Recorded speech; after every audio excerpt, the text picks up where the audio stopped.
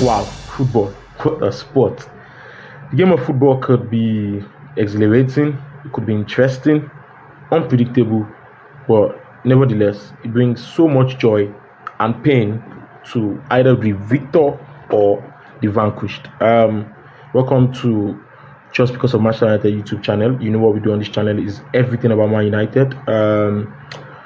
Before we kick off, just please like, share, subscribe, and tell people about this channel. If you are a Man United fan, you need to be following this channel. Well, let's get right into it. United defeated Athletic Club tonight 4-1. I'm a proud Man United fan. I loved the result, 7-1 on aggregate, but I do not think the game should have ended 4-1. You know, you look at what happened in the first half, look at what happened in the second half until Amorim made that barrage of changes, and you think, yeah, maybe Athletic Bilbao sort of had our numbers, but you look at what happened in the first leg. I think we had enough cushion, but a lot of Man U fans, a lot of my Man U friends, a lot of my Man U community were so scared. You know, we've seen what have happened to our leads this season. We saw what happened, you know, just right in the quarterfinals against Lyon, where we're comfortable 2-0 up, and you know, mayhem everywhere. I loved the formation, you know, obviously unchanged. Daily, who I felt like could come in, picked up the unfortunate injury against Brentford and was rightfully ruled out. I think we started very lethargically. We're very slow, misplacing passes. Ugarte especially wasn't able to control the midfield, and it was causing a bit of a problem for Casemiro. And something I didn't understand was why our midfield positions were like this, as opposed to be side by side. I noticed that Casemiro and Ugarte were a bit inverted, you know, and I felt like they play better when they complement each other when they are side by side. But one was forward, one was behind, and we're not pressing enough. A couple of times, Højlund, Garnacho, Bruno, they go on the press, and then the midfield doesn't follow, and that way in European football you get punished for that. And we saw what happened in the first half. Even though I felt like on the balance of play we should have won the first half, you know, we created better chances. They only had one shot at goal in the first half. Garnacho should have scored twice. The one Bruno played him on, the one Dogu played him on. I think Dogu also had the chance to play, you know, Bruno in, play Garnacho in rather, and put it up instead of down. I think Garnacho also had one chance that he gave to Bruno, who Dogu just stole. So I think on the balance of play, United didn't do very badly in the first half, but were very unlucky to concede from the only shot that Onana faced in the first half. It was a very brilliant goal. A lot of people might blame Onana for that, but he's a 6'3" goalkeeper. He was at full strength, and the ball just hit his fan. You know, Mikel Jaureguizar, if I pronounce his name rightly, he sort of found the top corner, and that was a really, really brilliantly struck goal. But you know, like I said, it's Old Trafford. The fans were bouncing, the fans were behind the players. And I think Amorim today, all of his substitutions were spot on. You know, I was very worried about Mazraoui not picking up a red card because we'll be needing him obviously in the final, and everything was timely. You know, he took off Mazraoui, he brought in Luke Shaw, switched Togo to the left, to the right wing back position. Luke Shaw as the left wing back. He took off Garnacho, he brought in Ahmad, who I think changed the game, himself and Mason Mount. You know, he took off Ugarte and brought in Mount. Now you could see when we had technical players on the field, he sort of improved our tempo. You know, Ugarte didn't really keep the ball right well. I don't think he had the best of games. I don't think Garnacho also had the best of games. But you could see the technicality level raise. You know, Dogu switched to the right. Luke Shaw is there, very technical in terms of keeping the ball, in terms of putting in crosses.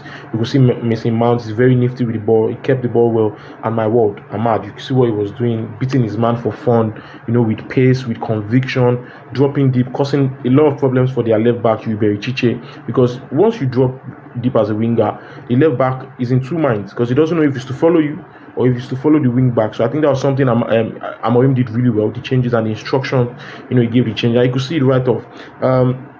Mr. Man got the first goal in the 72nd minute. Brilliant goal. Beautiful curler. But I need us to talk about Lenny Yoro. What that teenager is doing is out of this world. It is otherworldly. He's an 19-year-old boy who is in his first season, came from France, in his first season playing in Manchester United. You know the pressure. You know, he didn't even start the season because he was injured for about 3 or 4 months. Came in, picked up a couple of injuries here and there. And ever since Lisandro Martinez has had that unfortunate ACL injury, he has cemented and made that left centre-back position his own. His poise on the ball, his positioning, the way he receives the ball, the way he drives, the way he passes, his pace, the way he defends, very majestic, sort of like a Varane-esque type of guy.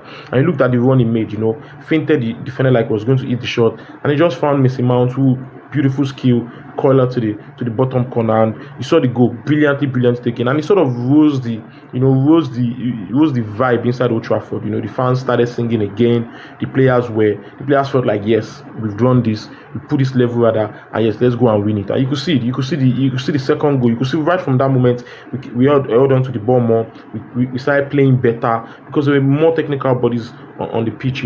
Guys were dropping off as opposed to Garnacho. I'm not trying to, I don't have a thing against, but I suppose we can actually going outside. You see Mason Mount dropping up, causing overload in the middle, causing a lot of headaches for their fullbacks because they don't know if to chase the inside 10 or to go outside wide on the wing back, and that was something that really helped us a lot. The fluidity that we had in attack was really important with Mason Mount and Ahmad coming on, and we got the second goal. Another brilliantly taken goal. Casemiro, brilliant header. I think turnaround player of the year for Manchester United. The way he's turned the season around positively, my word, the experience that he brings, the calm he brings to us, defensive solidity, attacking, and he has goals in him. And you could see in the first leg, in the second leg, well taken free kick from Bruno Fernandes, and he just whipped it into the near post, and Casemiro just got something on it to beat the goalkeeper. And from then on, I felt like the game was open and we were willing to score more because Athletic Bilbao came.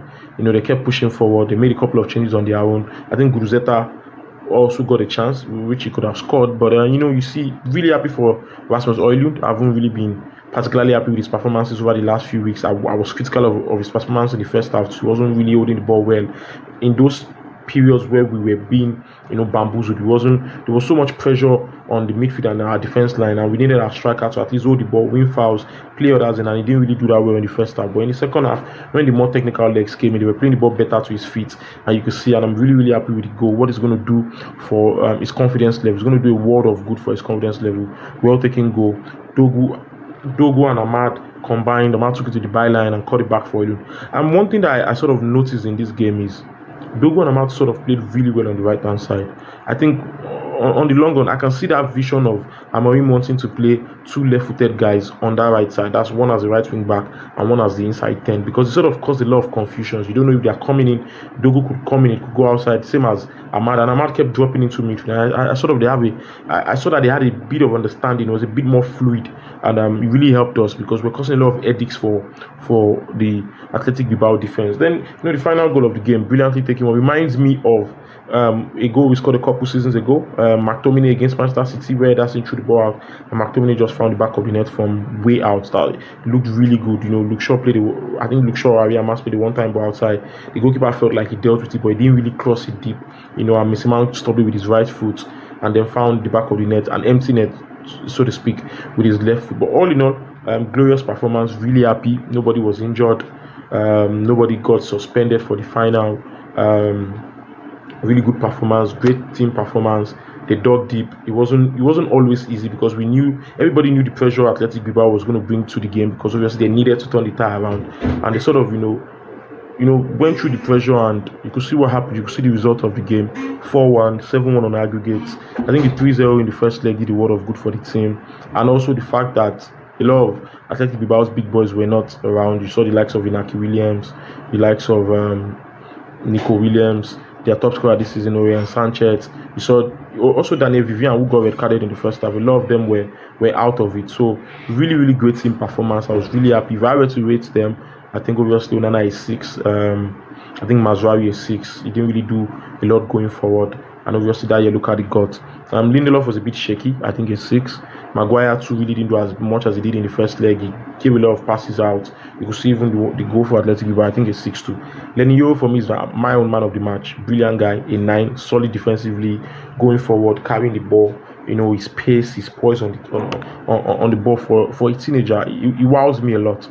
Dogu is 7. I think he picked it up in the second half. Kept the ball better in the second half.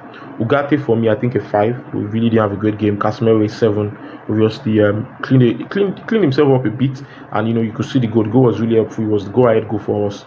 Bruno Fernandes, calm performance, experienced performance. Didn't need to do much, and he also got an assist, so definitely a 7.